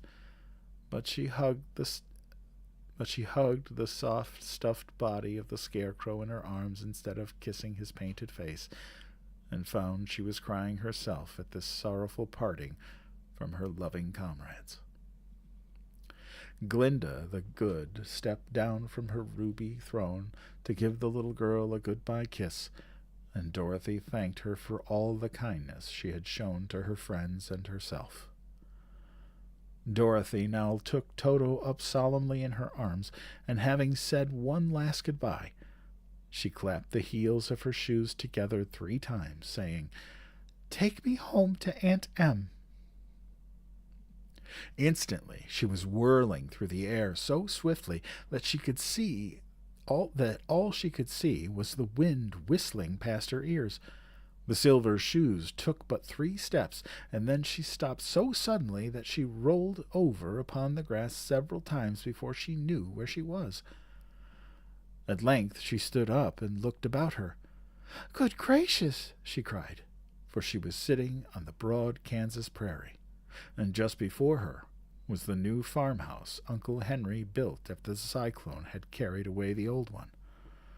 Uncle Henry was milking the cows in the barnyard, and Toto had jumped out of her arms and was running towards the barn, barking furiously. Dorothy stood up and found she was in her stocking feet, for the silver shoes had fallen off in her flight through the air and were lost forever in the desert.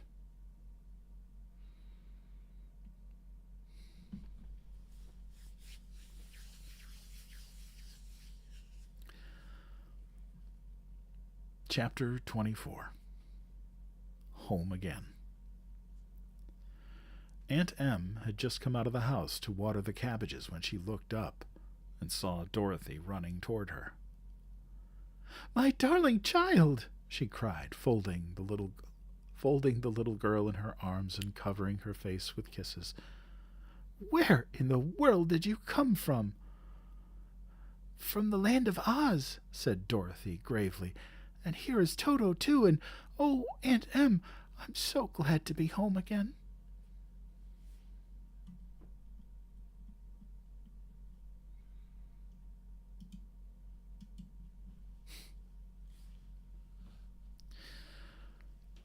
And that is the end of our story. It's pretty amazing. So what did you all think? I know a lot of it was different than what we're all used to,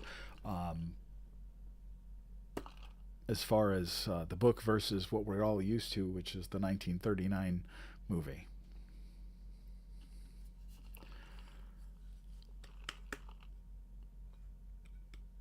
It really was. Oh, thank you, Eddie.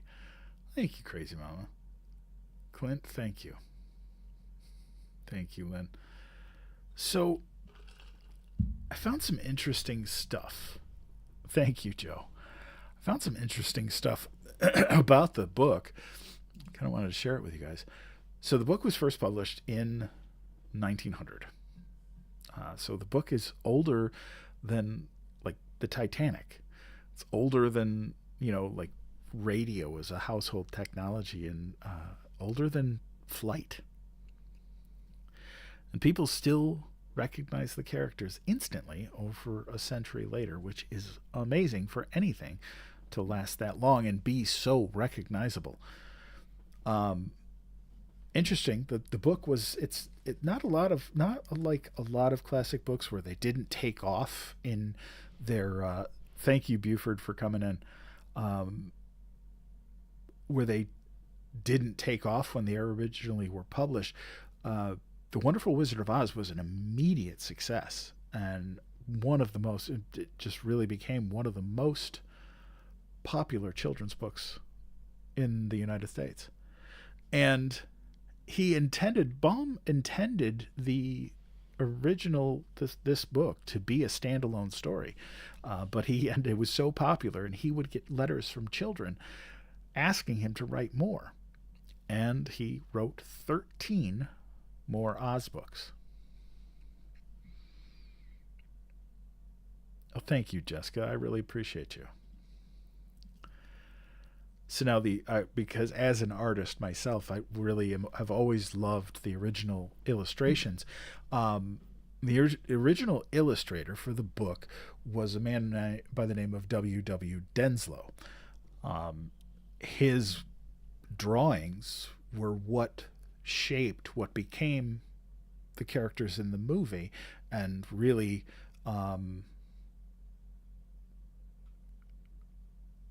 overall our view of what we think the characters look like.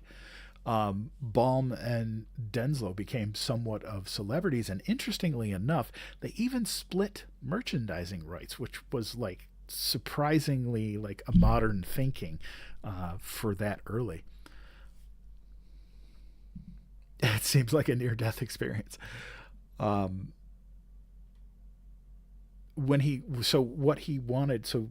originally wrote this as what he wanted to do was write an American fairy tale. And there is a story about how Oz became Oz and how he chose the name. According to family stories, Baum looked at a filing cabinet labeled O to Z and thought Oz. They don't know if the story is true, but it is the most famous origin story for the name. So if you caught on, one of the interesting things is, when they go into the Emerald City, they have to put on the green goggles. So the Emerald City wasn't actually green. And if you think about it, that was one of the first indications that Oz built this entire city on illusion and performance. Now, if you think about it, the book was surprisingly progressive. Now, L. Frank Baum was a advocate for women's suffrage at the time. And Dorothy, he wrote books with the main character being female. Dorothy is practical, brave, resourceful, and isn't waiting for rescue. And like I said, most of the most powerful women, powerful characters in the book, are female. Glinda, all the witches, and Dorothy herself, the Patchwork Girl of Oz, the Ozma of Oz, they're all female characters. That was fairly unusual in children's fiction at the time. No, she didn't. And really, I mean, Dorothy is really a strong female character. So something interesting that you may not have known, the 1939 film was not the first Oz adaptation. So Baum himself actually wrote and produced stage productions of the book, though a lot of them got changed quite a bit. There were silent films, musical productions, and very early screen versions. I don't know if any of them have survived. A lot of film and silent films and stuff really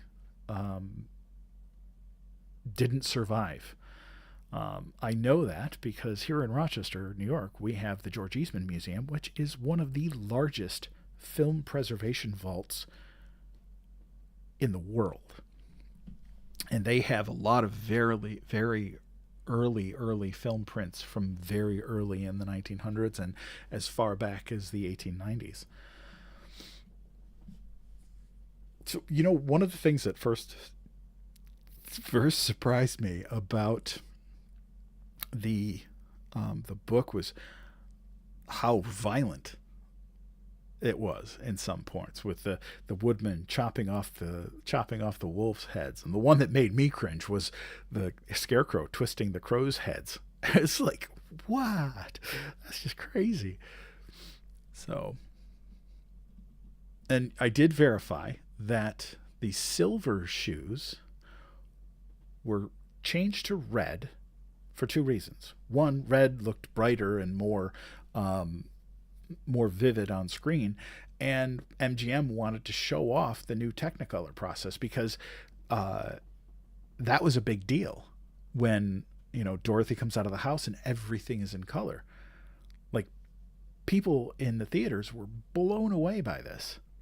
I have a funny story though. So when my kids were little, we watched, I showed them The Wizard of Oz. And as Dorothy was coming out of the house, I looked at my kids and I was like, hey, watch this. And I reached out and I went, and I snapped my fingers and turned. My kids were like hook, line, and sinker. They believed that Dad had just switched the movie to color. Fast forward a couple months later, they're at their mom's house. And Sophia, my oldest daughter, is sitting on the couch trying to snap her fingers. And my ex-wife looks at him and goes, "What are you doing?" And she's like, "It doesn't work, Mom. I'm trying to change it to color." I got a phone call over that one. I am that dad. Yeah. The other thing I did with her was how you go into a store and they've got the automatic doors and they open up. I told her that she had to go up and blow on the door to get it to open. And she thought so cool that she could blow on the doors and they would open. Again, fast forward a couple of weeks later, and my ex-wife calls me and she goes, "Why is our daughter blowing on the doors at the store?" I'm like, "Oh, yeah, sorry about that." Oh, it's hilarious. One of the things that I was surprised at is how little the Wicked Witch of the West is actually in the book. And one of the cool things was even more so than in the movie, they stressed that the Scarecrow, the Tin Woodman, and the Lion already had brains, a heart, and courage. And the wizard just gives them things to make them believe that they actually had it. One of the other differences between the novel and the movie was that there's speculation, of course, at the end of the movie that Oz was just a dream. But in the book, Oz is very much real. And over the course of the next 13 books, she returns to Oz several times. So it's very interesting. So the other 13 books were published between 1900 and 1920. The last book, I've never seen Wicked. The last book was published in 1920, which was actually a year, which the last book is Glinda of Oz, and that was published a year after Baum's death.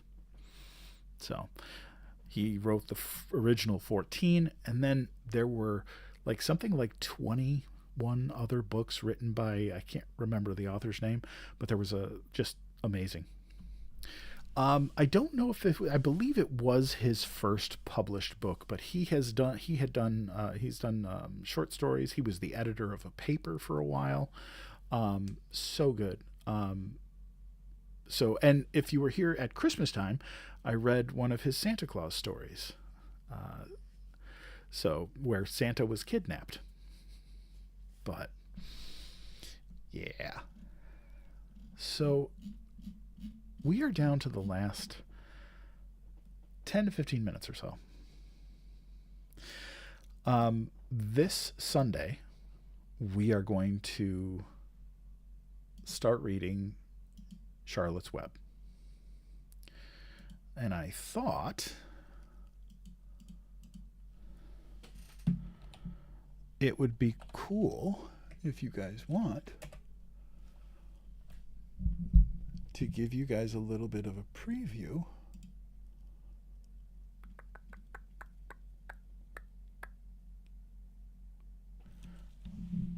of Charlotte's Web.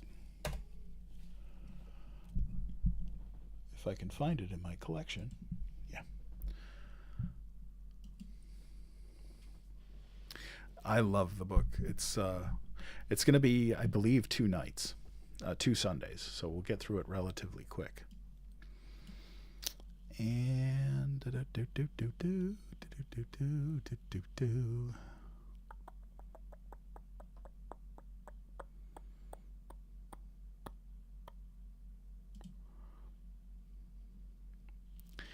so give you guys a little bit of a preview.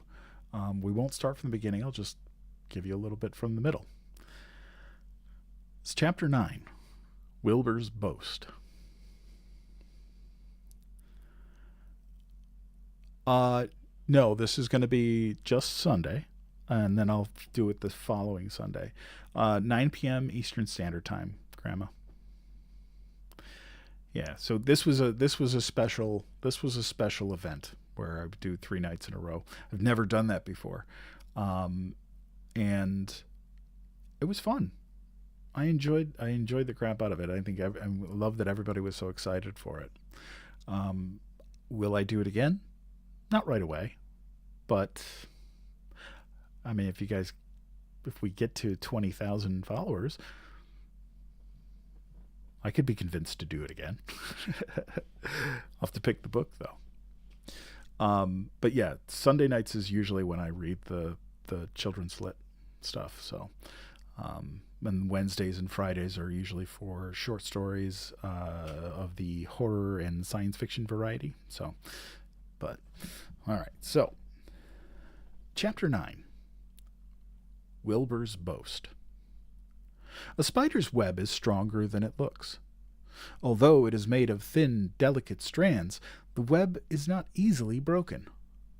However, a web gets torn every day by the insects that kick around in it, and a spider must rebuild it when it gets full of holes. Charlotte liked to do her weaving during the late afternoon, and Fern liked to sit nearby and watch. One afternoon she heard the most interesting conversation and witnessed a strange event. "You have awfully hairy legs, Charlotte," said Wilbur as the spider busily worked at her task. "My legs are hairy for a reason," replied Charlotte. "Furthermore, each leg of mine has 7 sections: the coxa, the trochanter, the femur, the patella, the tibia, the metatarsus, and the tarsus." Wilbur sat bolt upright. "You're kidding," he said. "No, I'm not either." "Say those names again. I didn't catch them at first." "Coxa, trochanter, femur, patella, tibia, metatarsus, and tarsus." "Goodness," said Wilbur, looking down at his own chubby legs. "I don't think my legs have 7 sections." "Well," said Charlotte, "you and I lead different lives. You don't have to spin a web. That takes real leg work." "I could spin a web if I tried," said Wilbur, boasting. "I've just never tried." "Let's see you do it," said Charlotte. Fern chuckled softly, and her eyes grew wide with love for the pig. "Okay," replied Wilbur. "You coach me and I'll spin one. It must be a lot of fun to spin a web. How do I start?" "Take a deep breath," said Charlotte, smiling. Wilbur breathed deeply. "Now, climb to the highest place you can get to, like this." Charlotte raced up to the top of the doorway. Wilbur scrambled to the top of the manure pile. "Very good," said Charlotte. "Now, make an attachment with your spinnerets. Hurl yourself into space, and let out a drag line as you go." Wilbur hesitated a moment, then jumped out into the air. He glanced hastily behind to see if a piece of rope was following him to check his fall, but nothing seemed to be happening in his rear. And the next thing he knew, he landed with a thump. "Oomph!" he grunted. Charlotte laughed so hard her web began to sway. "What did I do wrong?" asked the pig, when he recovered from his bump. "Nothing," said Charlotte. "It was a nice try." "I think I'll try again," said Wilbur cheerfully. "I believe what I need is a little piece of string to hold me." The pig walked out to his yard. "You there, Templeton!" he called. The rat poked his head out from under the trough. "Got a little piece of string I could borrow?" asked Wilbur. "I need it to spin a web." "Yes, indeed," replied Templeton, who saved string. "No trouble at all. Anything to oblige." He crept down into his hole, pushed the goose egg out of the way, and returned with an old piece of dirty white string. Wilbur examined it. "That's just the thing," he said. "Tie one end to my tail, will you, Templeton?" Wilbur crouched low with his thin, curly tail toward the rat. Templeton seized the string, passed it around the end of the pig's tail, and tied 2.5 inches. Charlotte watched in delight.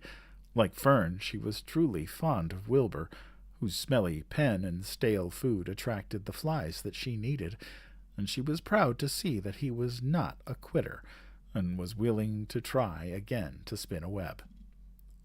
While the rat and the spider and the little girl watched, Wilbur climbed again to the top of the manure pile.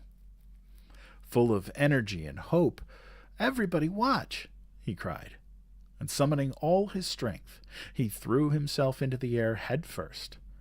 The string trailed behind him, but as he had neglected to fasten to the other end to anything, it didn't really do any good, and Wilbur landed with a thud, crushed and hurt. Tears came to his eyes. Templeton grinned. Charlotte just sat quietly. After a bit, she spoke. "You can't spin a web, Wilbur, and I advise you to put the idea out of your mind. You lack 2 things needed for spinning a web." "What are they?" asked Wilbur sadly. "You lack a set of spinnerets, and you lack know-how. But cheer up. You don't need a web. Zuckerman supplies you with 3 big meals a day. Why should you worry about trapping food? Wilbur sighed. You are ever so much cleverer and brighter than I am, Charlotte. I guess I was just trying to show off. Serves me right. Templeton untied his string and took it back to his home. Charlotte returned to her weaving. You needn't feel badly, Wilbur, she said. Not many creatures can spin webs. Even men aren't as good at it as spiders, although they think they're pretty good, and they'll try anything. Did you ever hear of the Queensboro Bridge? Wilbur shook his head. Is it a web? Sort of, replied Charlotte. But do you know how long it took men to build it? 8 whole years. My goodness, I would have starved to death waiting that long. I can make a web in a single evening. What do people catch in the Queensboro Bridge? Bugs? Asked Wilbur.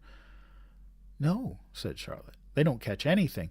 They just keep trotting back and forth across the bridge, thinking there is something better on the other side. If they'd hang head down at the top of the thing and wait quietly, maybe something good would come along. But no, with men it's rush, rush, rush, every minute. I'm glad I'm a sedentary spider. What does sedentary mean? Asked Wilbur. Means I sit still a good part of the time and don't go wandering all over creation. I know a good thing when I see it. My web is a good thing. I stay put and wait for what comes. Gives me a chance to think. Well, I'm sort of sedentary myself, I guess, said the pig. I have to hang around here whether I want to or not. You know where I'd really like to be this evening? Where? In a forest, looking for beechnuts and truffles and delectable roots, pushing leaves aside with my wonderful strong nose, searching and sniffing along the ground, smelling and smelling and smelling. You smell just the way you are, remarked a lamb who had just walked in. I can smell you from here. You're the smelliest creature in this place. Wilbur hung his head. His eyes grew wet with tears. Charlotte noticed his embarrassment and spoke sharply to the lamb. Leave Wilbur alone, she said.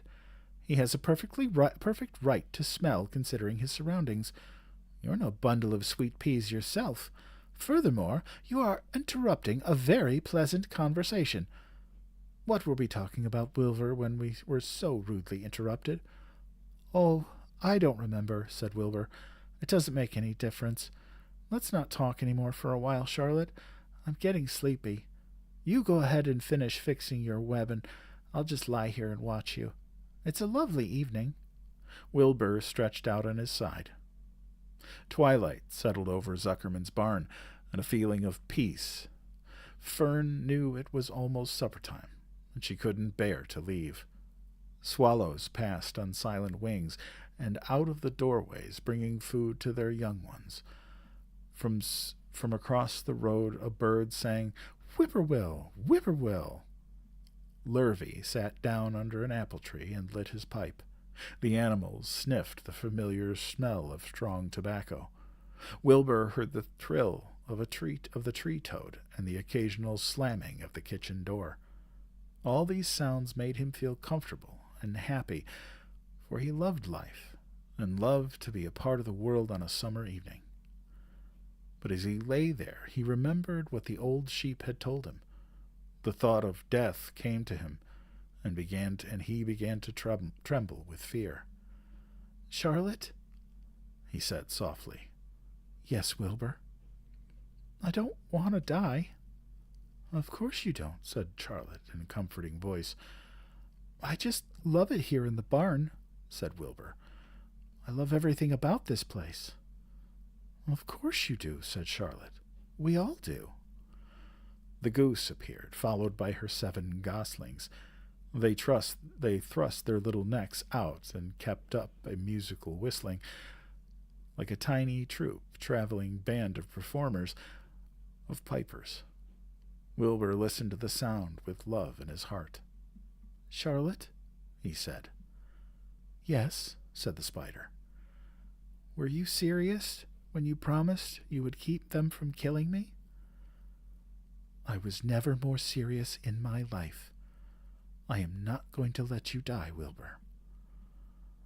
"How are you going to save me?" asked Wilbur, whose curiosity was very strong on this point. "Well," said Charlotte vaguely, "I don't really know, but I'm working on a plan." "That's wonderful," said Wilbur. "How is the plan coming, Charlotte? Have you got very far with it?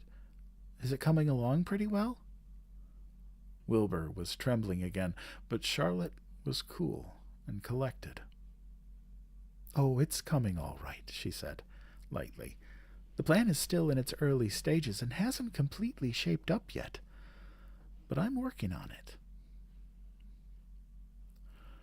"When do you work on it?" begged Wilbur. "When I'm hanging head down at the top of my web. That's when I do my thinking, because then all the blood is in my head." I'd be only too glad to help in any way I can." "Oh, I'll work it out alone," said Charlotte. "I can think better if I think alone." "All right," said Wilbur. "But don't fail to let me know if there's anything I can do to help, no matter how slight." "Well," replied Charlotte, "you must try to build yourself up. I want you to get plenty of sleep and stop worrying. Never hurry and never worry. Chew your food thoroughly and eat every bit of it, except you must leave just enough for Templeton. Gain weight, stay well. That's the way you can help. Keep fit, and don't lose your nerve. Do you think you understand?" "Yes, I understand." "Go along to bed, then," said Charlotte. "Sleep is important." Wilbur trotted over to the darkest corner of his pen and threw himself down. He closed his eyes. In another minute he spoke. "Charlotte," he said. "Yes, Wilbur."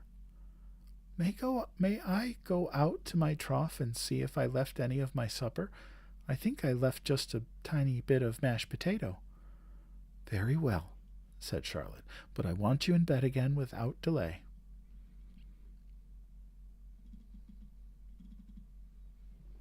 And that was a little sneak peek at what we will be reading starting Sunday. Charlotte's Web by E.B. White. Wow. This has been a fun, really fun journey. And I really appreciate you all being here to help me go through it.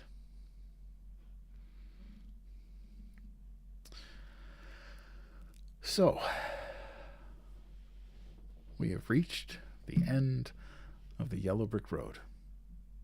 And Dorothy's finally home again. Thank you for spending a little bit of time with me this evening and on our journey through Oz. And join me Sunday, where we'll begin a new story together, Charlotte's Web by E.B. White.